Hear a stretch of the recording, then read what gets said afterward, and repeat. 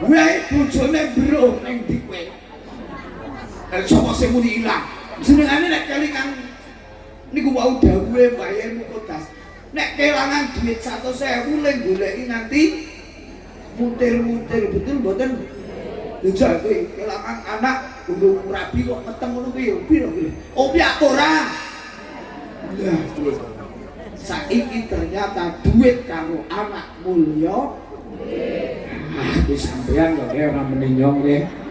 Jadi leres wau dalem iku kula nukil dawuhe Sayyidina beliau panjenenganipun Simbah Kiai Haji Zuhrul Anam Hisam. Niki niku nareni lare-lare kula nareni jamaah yang hadir nek kali niki yo kenging kula wau dalu nyong ora pamer Mbah. Wong parkire mawon tekan Manggal ngoten. Pojok Metang kula tekan Karang parkire niku. Kula niku nganti meseng-mereng ya Allah. Supene kanae kula. Niku paling sukses niki jek tak bundeli men udane teng Bandungan, Mbah. Bocah iki. Iki tak bundeli kula bundeli alang-alang. Kula nangis, Mbah. Dalu niku kula nangis. Dados kemis niku gerji mawon udane deres gitu, Mbah. Kula nyuwun karo Pangeran Gusti sakmenika Jawa. Alhamdulillah mugi-mugi Jawa barokah. Tapi kula nyuwun kula ngantos nangis. Kula mboten nyambat pawang. Ngapusi pawang udane ngapusi kok, Mbah. Ora ana sing iso nyetok udan ngono nggih. Kula nyuwun dhewek lak isane ndonga gitu, Mbah. Donga ya Allah Gusti, kula kanthi nangis, Mbah. Sajadahe kula ngantos terus. Bahkan setiap acara nggih kula pasti gemburu Cikudan. Wau dalu 2006 paling sukses. Barokah sangat kadang sarang-sarang nyuwun. Kula ajak panitia Jumangdono muga-muga tekan malam Senin aja udan. Alhamdulillah ke barokah tekan Kalinongko. Biasane nek Kalinongko pengajian udan deres. Nah iki barokah Allahumma. Saniki iki nek ora ahli selapangan ora percaya barokah, Mbah.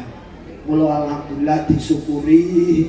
Muga-muga lumantar kita panjenengan wau ingkang dipun aturaken si Bapak Idoli Bab Fikih panjenenganipun Mas Kiai Haji Mukodas kala wau bab urip bebrayan. Muga-muga awake dhewe mlebu golongane wong sing saleh. Yo diselawati nggih. El sampeyan kanggo tabuhane sing ramen nek keliru kono ora ngerti. Ya. Gitu, Pak. Mungkin kene tabuhane ramen keliru ora dosa kok Mbah wong ngaji keliru ora dosa. Kecuali nek jenengan niku ora ngaji kok keliru iki dosa. Lah kula wau dalu kula nukil ngelmu karo duit mulya pundi? Ilmu. Ah, sik metu tegane kang tenane iki. Iki ora diselawat iki barokah jenengane. Jajan jenengan nek ora kula ora selawatan kira-kira oleh degang ora. Mboten kang elang penek barang iki garing cukup ya Kang ya. Ya aja berkah selawat ya. Ning koyane kok kepengin tekan kok vokal iki. Sik.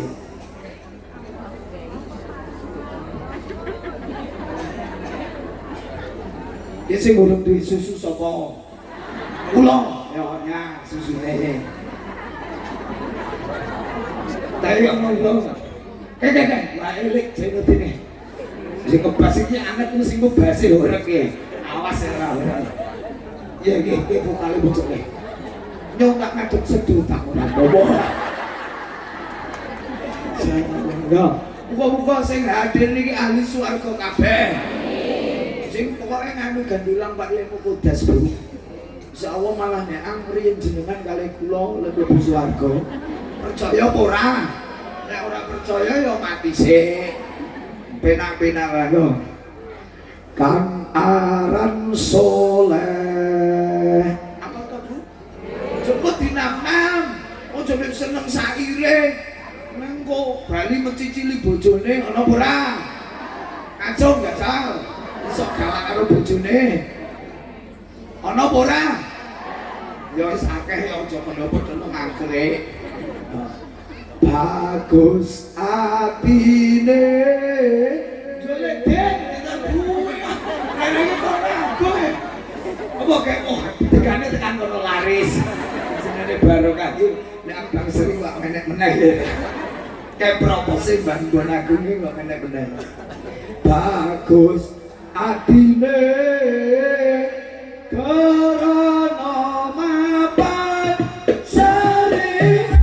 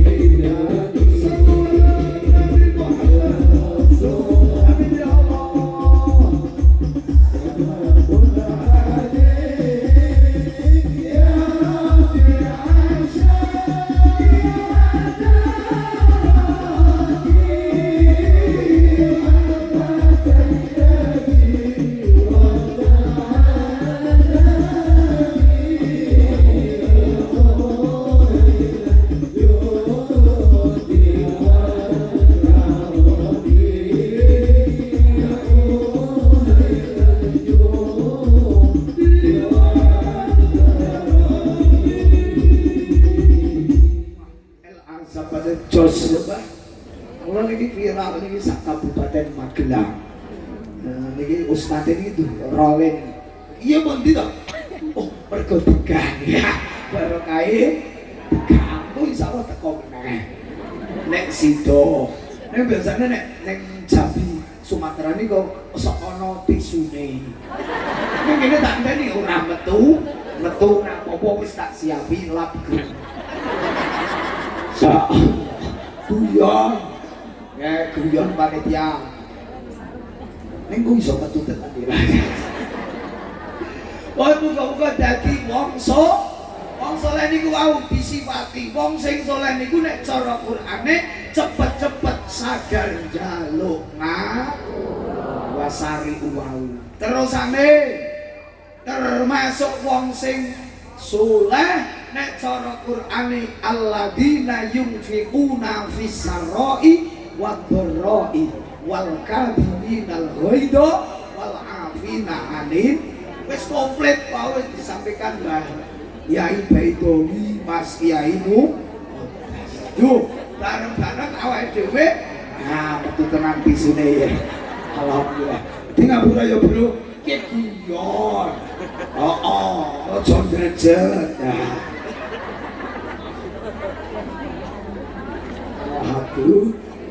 Bu, dikasih jalan Pak, niku idene badhe. Badhe kundur, nggih. Oh, nggih, badhe ke belakang. Atas Bu. Oh, muga-muga dadi wong sing saleh. Allahumma amin. Lah mula wau kula matur tinggal Pak JK kula wonten Kaliduren nggih kepangge meneh kaliyan Mbah Yai Mukodas. Kula matur niki. Dadi ning mriku gek bab awal. Lajeng sing kula matur kedua mau dipanggil uang wonten pundi Pak niku ndek korong saku banyu kula bablas mriki urip bojone insyaallah. Kula niku dereng kliyep Bu awet wingahane niki. Iku nek sekali turu nek antum buyut ya. Dadi niki ngeten ceritane ngeten. Dadi wasiate Kanjeng Nabi Muhammad sallallahu alaihi wasallam. Niki wasiate ngeten. Ali, aku tak wasiat, tak ceritani. Swarga kuwe menolak siji sinten. Sing ditolak dadi penduduk swargane Gusti Allah. Niki satu adalah ala kulli bakhilin. Nek cara kebon agung ngono kuwe saben-saben wong sing oh, kita ora. Kira-kira dhewek dadi rombongane wong sing cetil apa sing blobo? Blobo. Allahumma wong ahli swarga ora ana sing cetil. Wong ahli swarga kuwe wonge blobo. Kanjeng Nabi yang menjadi syafaat dunia akhirat. Kanjeng Nabi yang menjadi teng mriku iso ngetokake syafaat, ngetokake jaminan swarga atas ridho Allah Subhanahu wa taala. Kanjeng Nabi niku nek sekali sedekah niku akeh. Nek dhewek keranten umate, dhewek waliane Kanjeng. Dhewek nek sing disimpen karo sing disedekahke akeh sing disimpen. Jujur. Betul ora? Ternyata kae nek dis arak ngisi kotak masjid kae kira-kira duwe 150 sing digawa pira? Ya, 2000 apa kok ngene ikhlas yu. Karena ngoten Pau diaturke Masih Mukodas niku. Dadi swarga niku siji nolak wong sing pelit. Muga-muga lebar selapanan awake dhewe melu golongane min ahli sedekah sing blobo. Allahumma cara dalil Quran jelas alladzina yunfiquna fis sarra'i wad dharra'i. Mula di ayat lain wa anfiqu mimma razaqnahum sirran wa ala wa anfaqu lan minfaqna sapa sira kabeh ning mriki Yuk bareng-bareng awake dhewe ngifakake harta bendane melalui selapanan-selapanan ngeten iki. Kula hakul yakin wong dijamin kok, Pak. Manja bil hasanati falahu asru amsalih. Wes ayate ki mbok apal kabeh, betul mboten? Nek praktek sing aurat, betul mboten? Praktek sing buat kula setiap selapanan dihormati mutake dilakilekake supaya nek awake dhewe dadi penduduk swarga kanthi ridho dan kawelasanipun Allah Subhanahu wa taala. Allahumma mohon sing nomor kalih bahwasanya swarga niki menolak layat hulu fil jannati. Ora iso mlebu swarga kanggone sing nomor loro niki adalah likuli kedue saben-saben agen wong sing wani karo wong. Bayangkan iki lah sekarang kasus banyak sekali gitu. Anak sing wani kalih tiyang sepah niki kathah apa sithik? Wah, lah niki nggo piyambak koreksi diri nek anake piyambak kok wani karo piyambak berarti dhewek niku biyen gek cilik mestine ana bibit-bibit dhewek wani karo wong.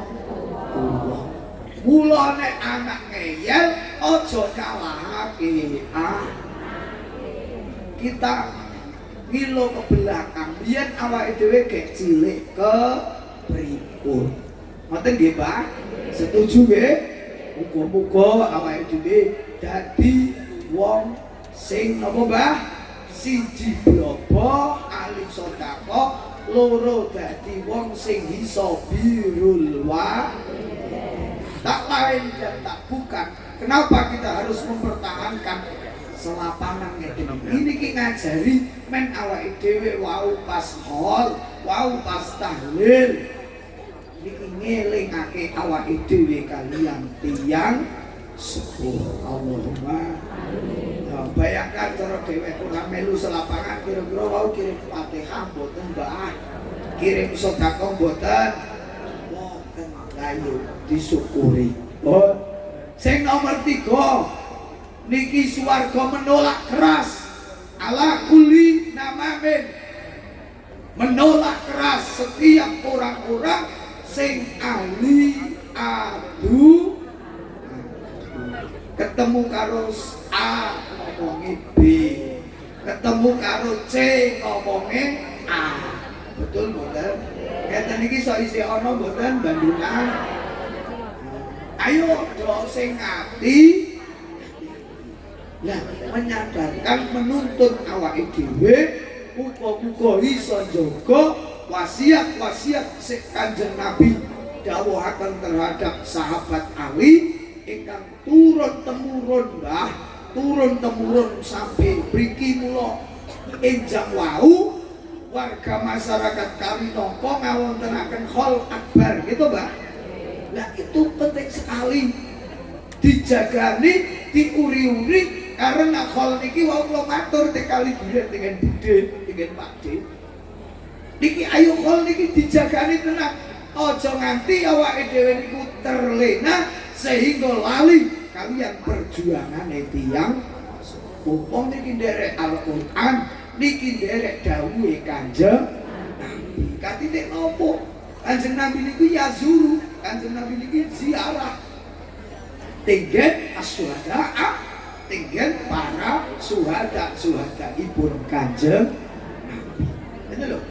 Orang-orang yang melu berjuang, bahkan orang-orang yang meninggal di perang Uhud, semua dimakamkan di pelataran Uhud. Kalian Kanjeng Nabi Kanjeng Nabi tindak zaro dari dalemipun ala kulli haulin. Jadi ojo kuwatir, Mbak. Nek ana sok kok sing muni bet ngono ya, mlebu kuping kanan, metu kuping ngoten niku mawon, Pak. Mula wong sing saleh niku wong-wong sing mancep ngel. Wong-wong sing mancep ngelmune, Mbak. Mancep ngelmune. laku torekote kula jenengan sedaya dipertahankan sampai ajal menjem. Lah toreko niku ora kemudu Mbah, jenengan wiridan ngasih tasbih. Lho guru, ono tasbih rontok barang. Nek model ngakre malah tasbih digol. Mergo saking ngantuke ngono merayu. Lek wirid ngono kaya mempeng, lah nek kadang mlaku kadang ora. Lah toreko itu tidak hanya duduk njok wirid mempeng niku mboten, Mbak. Jenengan ngrembakaaken apa maneh mangke satu orang membawa satu nginjing teng taruman niku selapan ngajenge meneh. Napa teng kali nangka niki selapang depan insyaallah ora amot kok, Mbak. Betul mboten? Ayo bareng-bareng muga-muga awake dhewe dadi wong sing saleh. Lah, selapangan ini merupakan torekoh untuk mendekatkan diri kita ke hadirat Allah Subhanahu. Katane ora ngono iki sing gendeng mari gitu. Yo baline yo mbok kae. Jalan iki kok kudu angon ireng yang ora ngerti nek bali ngaji. Tapi nek sekarang normal saja. Betul betul. Bisa yo dipertahankan.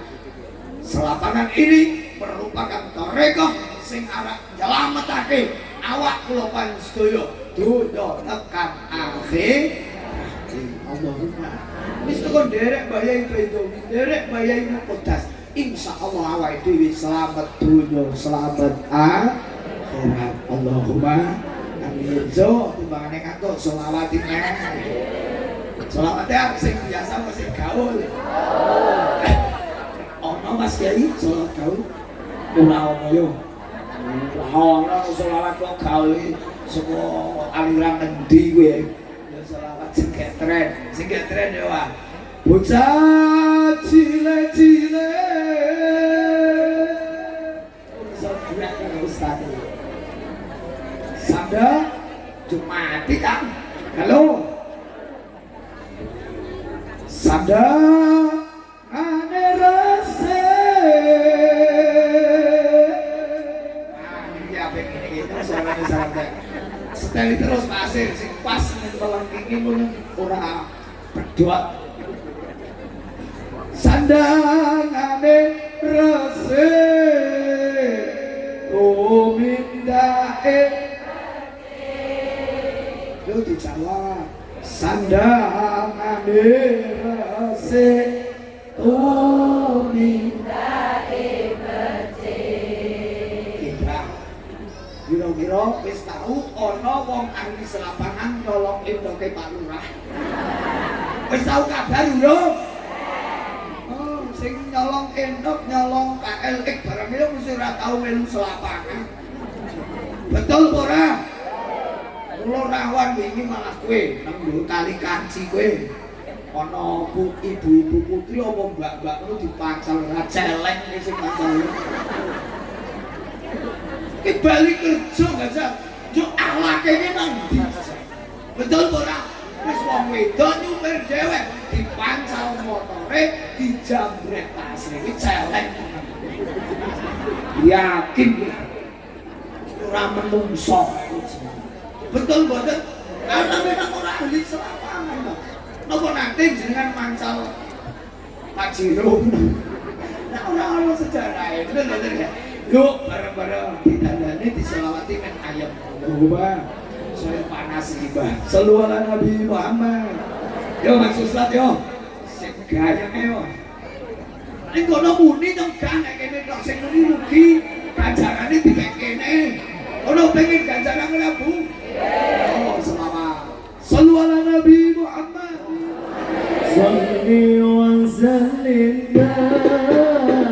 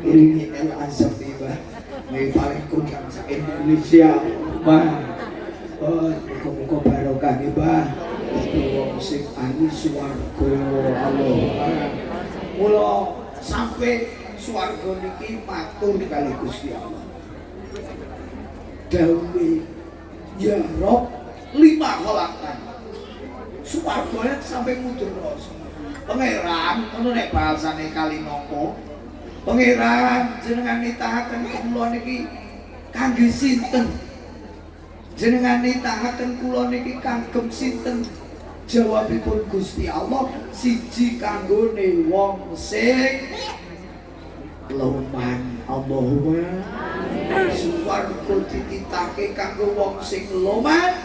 Sing nomor loro swarga dititake ala kuli takiyen kanggo wong sing wedi kaliyan Gusti. Sekarang nek ngarani iman, nek ngarani Islam niku baguran, betul betul. Tapi neseri nyerok wong sing wedi karo pangeran niki isih akeh sing betul ora? Ternyata ini didhawuhi poso. Ya akeh sing poso ning ana sing sing mukil barang. Malah ana sing niat ora poso barang iku celuk. Saiki nek diserok wong sing salat akeh, wong sing jamaah akeh. Tapi nek diserok sing ngomongke tanggane ya betul ora? Akeh nganti mendika kek. Iki arek dipajike apa kok dilaban. Oke, tekan ngendi Mbah? Betul ora? Nanti ingati iki kula angsal tenan Mbah. Tanggal 7 nika, tanggal 7 kula tasih rame tamu Mbah. Tanggal 7 nika jebulane iki jono sing dilaban. Kula wis kendhane bayi kok bisa. Dik iki kok macet apa kenyawang. Iki kan dahar to Mas. Lah ngopo sing dilaban? Ternyata isih wau kombuane sih. Ono segele Mbah. Insyaallah batin iki sing tamu iki wajilan iki pamer tok. Noh, bis kuate malah dilaban. Ini kenyataan ini. Lah kula monggo sing ati, muga-muga awake dhewe siji dengan selapan ini kundur dadi wong sing blobo. Allahumma. Mas Bangser, ilang Bangser. Endi ki Mas, wis sing pinggir nderek, tulung jikoke kok Samsu kae. Tak sedakane lek dinengane kula disedakoi mbako. Karo kopi ning wis entek ora teri meneh. Maaf jikoke Pak Samsu Kang. Nah, gorene. Jiro Atma atase kek gorene. Kayane jana mal bersak bungkus. Oyone. Niki ora pamer mboten nggih Bu. Wong kula ngaji praktek sedekah, nek kula ora sedekah ya gamuk malaikat terus. Betul ora? So mau cara pinyong ora sedekah, ora kok ya sedekah degan gitu. Dadi sama. Heeh, sak tase wae.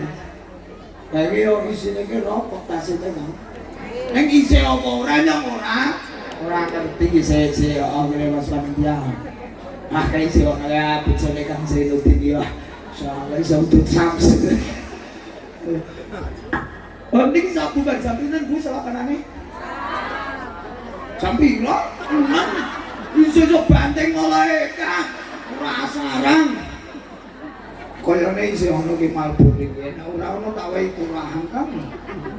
Nah, iki pancen oh, iya bukaan ki. Insyaallah ono kene. Wah, oh my, wah. Soekarno apa? Soekarno iki to? Nggih. Nggih, bojane iki. Iku yo aja indah sisandene. Pancen tak kira berarti rapae mboten diwadahi iki Bu kalih bojone kula. Masyaallah. Nek pipone aja wong ki oleh reking nggih pipone lah. Kula nggih Bapak baline kula gadah pipo gitu Pak, tak cerita. Gadah pipo niku anu. Diremeni rencangan Semarang. Gus kula tak nyobi pipone niki ulang tahun iki kula jenengan ngekeki hadiah apa iki, Mbah. Malah ijek ngagem pipo malah bablas tekan saiki urung Bali, bablas tekan Semarang wae edan kula. Njuk WA wae iso niku tak batin ngono ya. Koncone pancen gedudan kula ngono. Njuk Agus kula titip yatra tak titipaken rencang kula Tegalrejo tekan saiki urung ketemu iki Mbah. Allahu alam bisawab. Pun kita kembali muga-muga dadi wong sing wedi kalih Gusti. Allahumma Sekarang banyak orang-orang sing iman tapi ora wedi kali Gusti. Mula digabung nang Al-Qur'an iku ya ayyuhalladzina amanu taqullaha. Wong sing iman kudu wedi karo Gusti.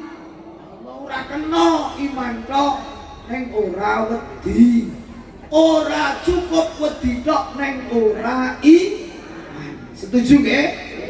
Wis mula monggo dadi wong sing saleh. Wa kana abuhuma sholihah. Allahumma dari gen kita tentunya orang-orang soleh harapane awake dhewe kados wau biru abaakum tabirukum abnaukum. Allahumma muga-muga kundur dari selapanan ini kula jenengan sedaya dipun dadosaken orang-orang yang soleh dunia akhiratnya.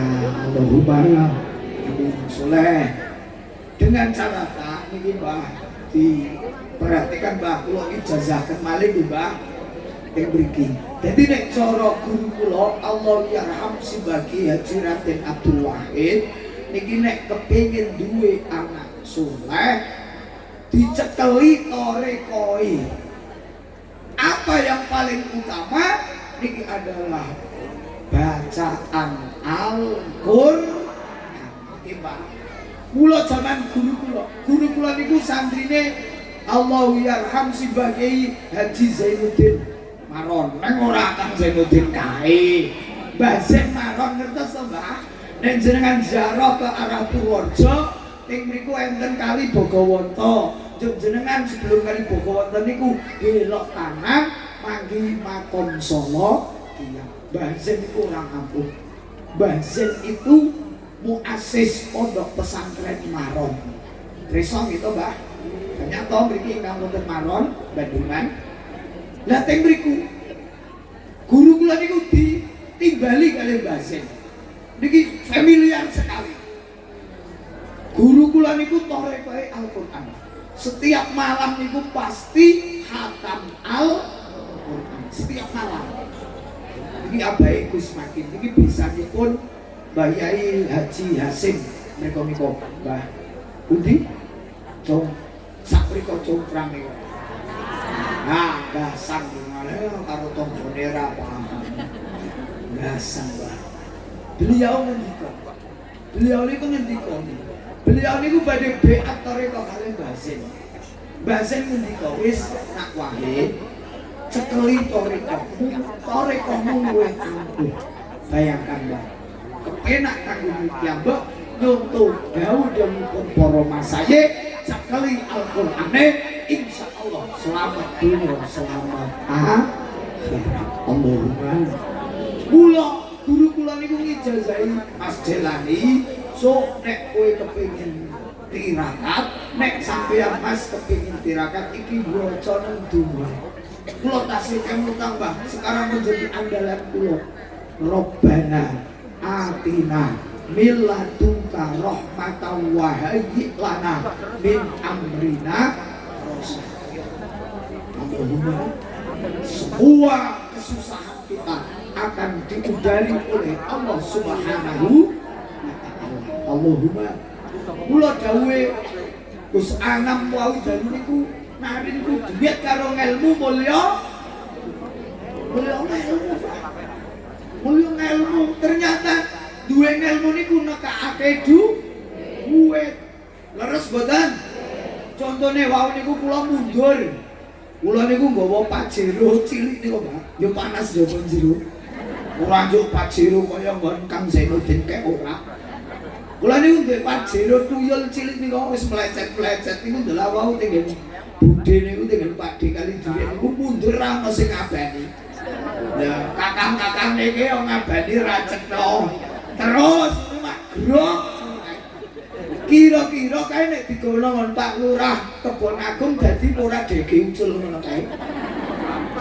Mergo Pak Lurah mboten ahli las. Ora duwe Pak Lurah ilmune kelas misalnya ono Pak Lurah kok kelas ngono iki kira-kira luwes apa ora? Mboten luwes.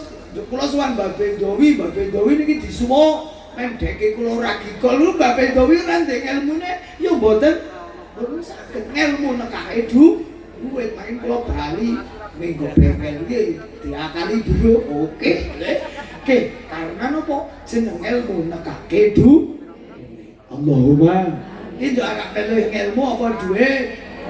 Nah, wis ilmu cetok bali oleh ilmu apa duit. Segera ngaji terus oleh ilmu nek kerja oleh ngono lah. Saya ono ilmune, Mbak. Mula ilmu niku penting sangat. Allahumma amin. Muga-muga dadi ahli ilmu kabeh, ahli swarga kabeh. Allahumma saya mandung peteng anggrek bekane bubudan deres, Mbah. Itu arah dumani apa terus? Nggih, siap.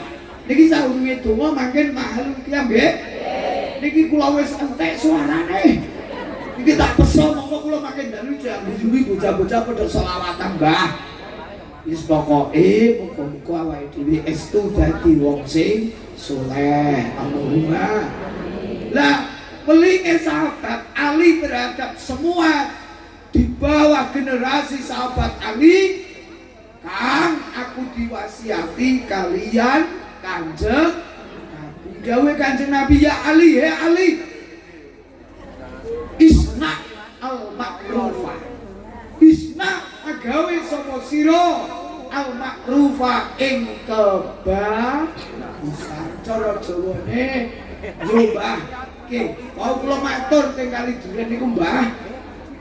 Bukan hanya bikasrotil ibadah kula panjenengan, tapi ningali teng mriki bisa khawati nafsi lomane ati. Allahumma muga-muga awake dhewe iso isra al-ma'rufah. Ki ambek ora pandang bulu. Biasane proses yang terjadi di kehidupan kula jenengan sedaya, nek sing apik lebokake, nek sing ala gua ora lebokake ya apa ora. Malah kadang nek ana wong njaluk-njaluk ke malah lawange ditutup ana apa ora. Malah omahe sing apike ditutupi, Sabtu Ahad tidak menerima sumbangan wae tetel wae kae. Nek isih ana ning saiki jarang ya bayar. Mula nek menawa nek utusane kala sesuai wasiat Kanjeng Nabi isna al-ma'rufah. Allahumma yo lenggawe kebagusan niki sahabat Ali dibelingi kalian baginda Nabi Agung Muhammad sallallahu alaihi wasallam. Awake dhewe ora kena pilih kasih. Allahumma amin. Wis go makin bareng-bareng paham tiyang sedaya jumeneng nggih. Ampun mundur yen, mangke nek kurang ngaji teng Banarang. Mone cocok nggih. Ya sallu ala Nabi Muhammad. Sallallahu alaihi wasallam. Sallallahu ala Muhammad. Sallallahu alaihi wasallam. Ya Nabi salam alaika. Ya Rasul salam.